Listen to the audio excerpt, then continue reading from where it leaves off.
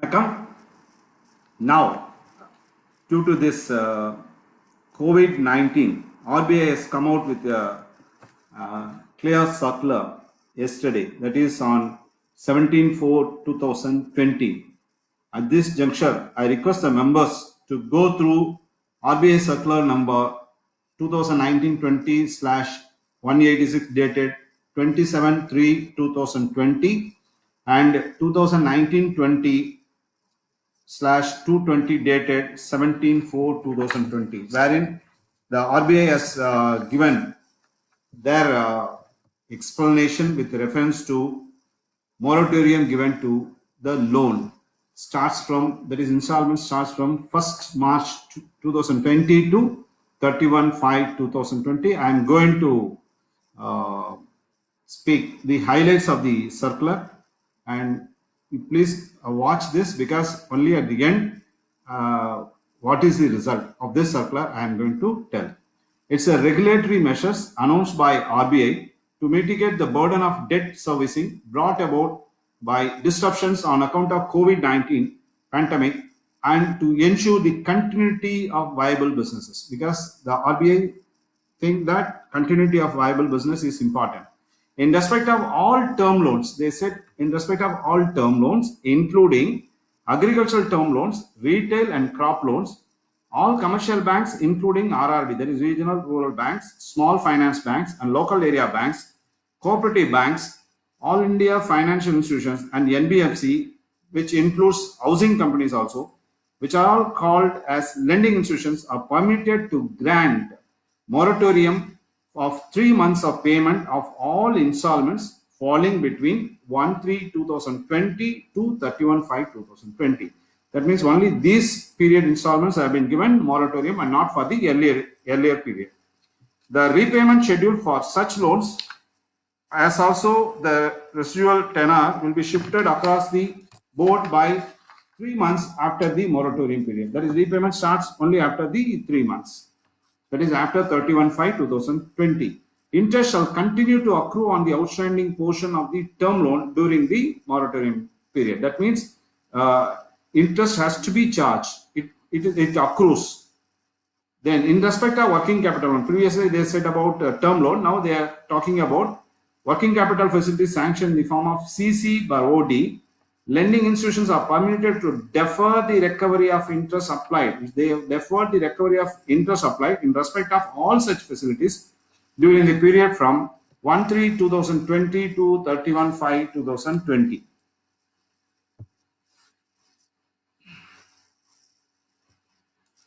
The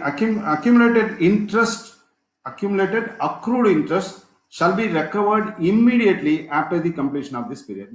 They use the word immediately. That means after 31/5/2020, the interest accrued for the period from 1/3/2020 to 31/5/2020 has to be paid immediately. This is what the circular says.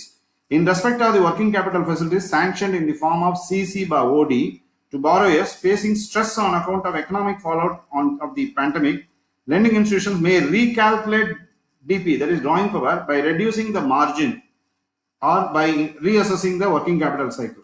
So they have given a specific permission, that is RBI has given specific permission to modify the drawing power.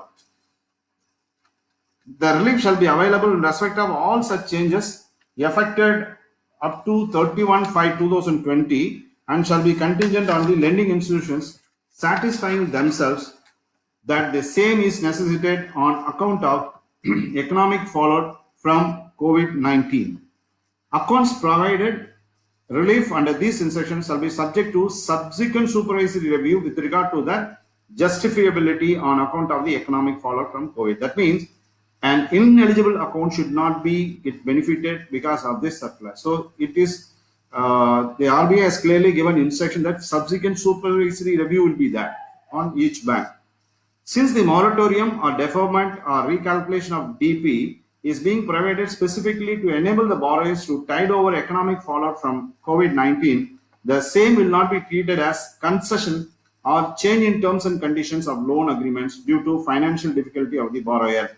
Consequently, such a measure by itself shall not result in asset classification downgrade. So it is only a temporary phenomenon. It is not a permanent phenomenon. So because of this moratorium, that doesn't mean that all the terms and conditions of the sanction letter is being modified. The asset classification of term loans which granted relief shall be determined on the basis of revised due dates and the revised repayment schedule. For that, the bank has to give a revised due dates and revised repayment schedule. That is also possible. Similarly, working capital facilities where the relief is provided, the special mention account and the out of order status shall be evaluated considering the application of accumulated interest immediately after the completion of the deferment period as well as the revised terms. See, everything is there in that RBI circular. I'm just covering the important points.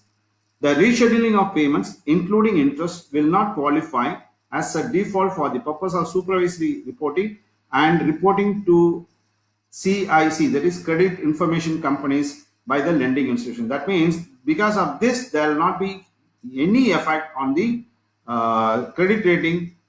I mean, arrived by the credit information companies. That is companies like CIBIL, Equifax, Experian, and CRIF Highmark. These are the CICs are available in India. CIBIL, Equifax, Experian, and CRIF Highmark. Because of this moratorium, there will not be any effect on this rating. This decision has to be taken as per the board approved policies of the lending institution, and the same has to be disclosed in the public domain. RBI has given the suggestion, and the board has to approve their own policy of giving the moratorium conditions. In the exposure of lending institutions to a borrower is 5 crore or more than 5 crore, as on 1/3/2020, the bank shall develop an MIS on the relief provided to its borrower, which shall inter alia include the borrower-wise and credit facility-wise information regarding the nature and amount of relief granted. That means loan exceeding 5 crore or more, the bank can have its own policy. It varies according to customer-wise as well as credit facility-wise. Also, they can modify, they can change. In line with the clarification provided by the Basel Committee on Banking Supervision in respect of all accounts, this has been pronounced on 17/4/2020 by RBI Governor in respect of all accounts classified as standard as on 29/2/20. That means only the standard accounts as on 29/2/20 is applicable for this moratorium. So that means if an account has already become NPA, they are not eligible for this. As an auditor, you have to be very, very careful whether the NPA, I already said NPA date is very much important. So the auditor has to arrive at the real NPA working, because whether that customer is eligible to get the benefit under this moratorium circular. Even if it overdue, the moratorium period wherever granted shall be excluded by the lending institution from the number of days past due for the purpose of asset classification under IRACOM. They said the account is standard but irregular. So this is the thing, and because 2 dues would not have been paid, but account is standard because 90 days norms are there. Similarly, in respect of working capital facility sanctioned in the form of CC by OD, the regulatory package permitted the recovery of interest applied during the period from 1/3/2020 to 31/5/2020 to be deferred, because that interest is being deferred after to be paid after 1/6/2020. Such deferment period wherever granted in respect of all facilities classified as standard. So because only standard assets you have to use this moratorium. So only standard, but that doesn't change the status even though it is irregular. Even after, because during this period moratorium is available, including SMA as on 29/2/20 shall be excluded for the determination of the out of order status. Even after the moratorium also, if no payment has come into the account, then there will be no downgrade of accounts. Then provisioning. This is a suggestion given by RBI. This is a thing the RBI said, standard but default or irregular. That account is standard but it's a default or irregular. As asset classification benefit is extended, the institutions, lending institutions are made general provisions of not less than 10% overall of the total outstanding of such accounts which have been transferred, and not overall advances. Only the moratorium advances. Out of that moratorium advances, you have to calculate 10%. and they have bifurcated to provide provision for 2 quarters, that is quarter ending 31/3/2020, not less than 5%. They said provision of not less than 10%. So even 15-20% also they can provide, but anything half of it. Suppose if 10% is being provided, then not less than 5% for the year quarter ending 31/3/2020 and 36/2020. The above provisions may be adjusted against the actual provisioning requirements for the slippages from accounts account for such provisions. The residual provisions at the end of the financial year can be written back or adjusted against the provisions required for the other accounts. Suppose this is only a portion. When we provide overall provision, you have to deduct and you have to give the minimum because the provision has already been made. The above provision shall not be reckoned for the arriving at the net NPA till they are adjusted against the actual provisioning requirement. So this provisioning is not applicable to adjust to arrive at the net NPA. Further, till such adjustments, these provisions shall not be netted from the gross advances but shown separately in the balance sheet as appropriate. Normally, this provisioning is being taken care of by the central statutory auditor as a branch auditor. If the bank has specifically asked to make the provision, recommend for the provision, you do it. Otherwise, the central statutory auditor, they will look into it. But the thing is, you have to see that whether that account is really eligible to get the moratorium benefit or not. So for that, you have to arrive at the NPA on a different angle. That is, that account should be a standard as on 29/2/2020. So all other provisions required to be maintained by lending institutions, including the provisions of accounts already classified as NPA as on 29/2/20, as well as the subsequent aging in these accounts shall continue to be made as usual, in the usual manner. That means if an account has already been made as NPA, no moratorium is available for those accounts. So continue to be modified, available, because that is, if that account is substandard for 1 year, then next year it will be treated as D1, D2, D3 for 1 year. So that is continued to be carried out. And the other conditions stated in the circular is the exclusions permitted shall be duly reckoned by the lending institutions in their supervisory reporting as well as reporting to CICs. That is, the days past due SMA status where applicable as on 1/3/2020 will remain unchanged till 31/5/2020.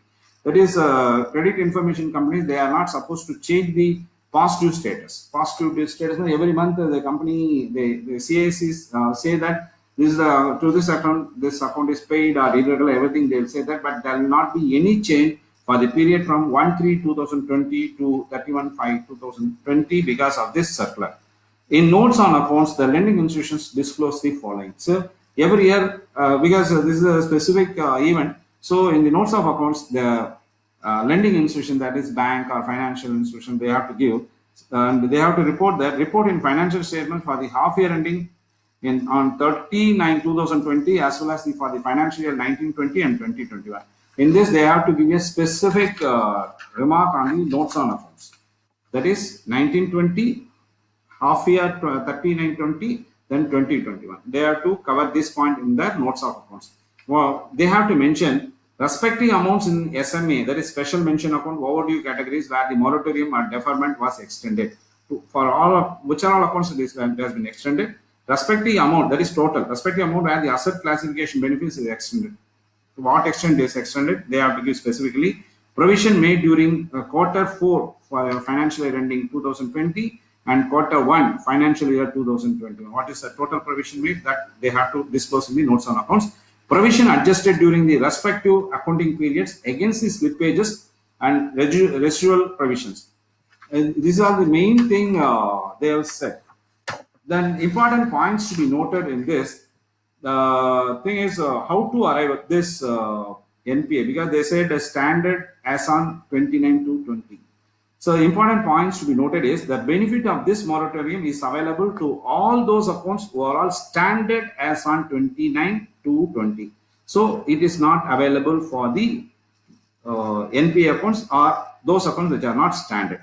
As an auditor, we have to see that whether the branch has extended this moratorium benefits to NPA accounts or not. So if any NPA account is being given benefit, then we have to give that, we have to remove that, and you have to report in MOC, Memorandum of Changes. So here identification of NPA date is very much important. So you have to do NPA exercise separately for this moratorium benefit. If the accounts have already been classified as NPA in the last year and by the branch during this year, these benefits will not be passed on to the borrower. In case the branch has not identified an account as NPA, but they have passed on benefit to the borrower, then the auditor has to see the working. He has to verify the working. So for this, there's a cutoff date which I have arrived at. This is according to me. This is a cutoff date. All dues in installments or interest are both up to 1/12/2019. Take the date 1/12/2019. You have to add 90 days. That is due as on 1/12/2019. So if all the dues, interest, everything has to be paid on or before 28/2/2020, where that 90 days end. If it is not paid on 28/2/2020, then on 29/9/2020, all those accounts have to be treated as NPA, and all those accounts are not eligible to claim the moratorium. So the cutoff date is, first cutoff date is 1/12/2019. All dues, interest, installments, everything has to be serviced on or before 28/2/2020, where 90 days ends from 1/12/2019. Then if it is not being paid or if it is not regularized, then as on 29/2/2020, that account will become NPA. That is December 31, January 31, February 28, that is 90 days. So it is not being paid before 28/2, so that account has become NPA on 29/2/2000. This is the exercise we have to do this year. The next is that due, because all the dues have been covered in the previous, because due as on 1/12, everything is covered. So only one due is left there. Due in installments or interest are both as on 2/12/19. That is only one due, as point number 1 has already covered all the dues pending, will be treated as standard. That is due as on 2/12/2019 is to be treated as standard because the 90 days ends on 29/2/2020. If the amount is not being paid, it is being treated as substandard only on 1/3/2020. The RBI circular says the standard as on 29/2/2020. You add, you calculate. So that cutoff date is, if the due is on 2/12/2019, then you have to treat all the due, that is all as standard. So, and those accounts fall under NPA only on 1/3/2020. That is during moratorium period. Hence, we have to treat those accounts as NPA only after 1/3/2020. So, as on 29/2/2020, it is standard. So once again, I'll repeat, the installment on 1/12/2019 has to be paid on or before 28/2/2020, because where 90 days ends. After that, if it is not paid, then on 29/2/2020, that is substandard. For the dues which fall on 2/12/2019, you add 90 days. It will end on 29/2/2020. So the NPA status will come only when the dues have not been paid exceeding 90 days. So if the due falls on 90th day, it is a standard. So that those loans are eligible. Loans sanctioned on or after 2/12/2019 also will be treated as standard account, as the dues have not exceeded 90 days. As the agricultural term loans and CCs are based on 2 harvest season concept to the maximum period of 2 years in the case of short-term crops, and 1 harvest season subject to the maximum period of 1 year in the case of long-term crop, please arrive at the standard and see the applicability. This is very much important. Then all the NPA treatment for other accounts remain the same basis, because this is only a standard and irregular. There only they are modifying. Even if it is standard, also they have been given the benefit. So for the other NPA accounts, the regular provisions, regular unrealized interest, everything will be there. So this you have to remember in this RBI circular. issued due to COVID-19 situation. This is a point I want to discuss on this video. And once again, I say that it's a knowledge-based, knowledge-based information video on bank audit. This will definitely benefit all chartered accountants and students. With this, I'm signing off, and thanks for watching this program. And Nandri Vanakkam.